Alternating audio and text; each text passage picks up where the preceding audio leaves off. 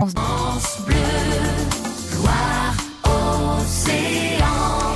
10h45, l'heure d'ouvrir ensemble le livre du week-end, signé Serge Rubin cette semaine et intitulé Le mystère de la chambre noire. Il s'agit d'un polar jeunesse, dont l'action se déroule à la Bardemont. Marie Thirault a rencontré Serge Rubin. Entre mer et marais, on y rencontre un forain montreur de cinématographe, une nouveauté à l'époque. Des espions, un journaliste de Ouest Éclair, deux petits héros, Jeanne et Clément, qui n'ont pas froid aux yeux. Une histoire pleine de fraîcheur qui parle de la naissance de l'amour et du cinéma. Oui, le cinématographe, c'est l'élément magique, sans pour autant tomber dans l'héroïque fantasy, puisque le cinématographe était bien réel.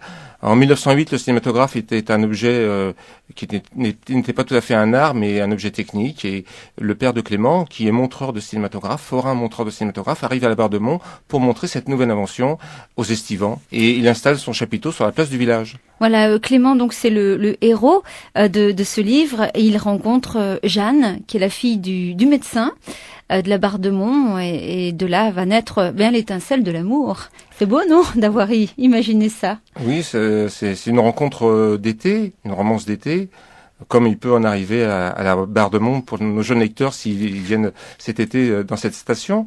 Clément, qui est le fils du montreur de cinématographe, va faire rentrer Jeanne sous le chapiteau pour assister à la séance de cinématographe malgré l'interdiction de son père. Oui, qui est un homme bon mais sévère quand même. Il protège beaucoup sa petite fille.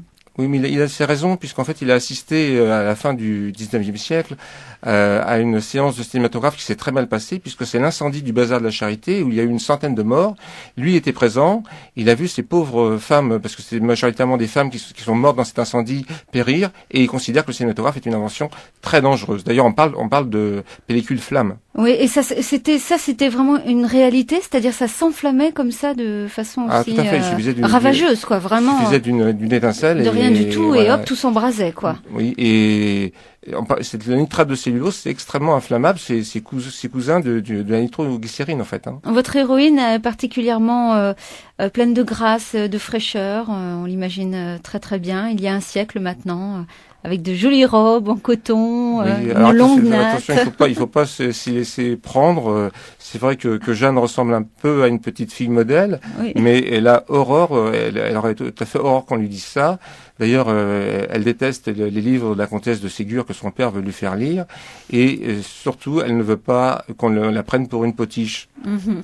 D'ailleurs, le livre est paru aux éditions Talent Haut, et c'est une collection où on n'aime pas beaucoup que les filles soient prises pour des potiches. Alors, si le livre est apprécié des enfants d'une dizaine d'années, un petit peu plus, les grands-parents l'aiment beaucoup aussi.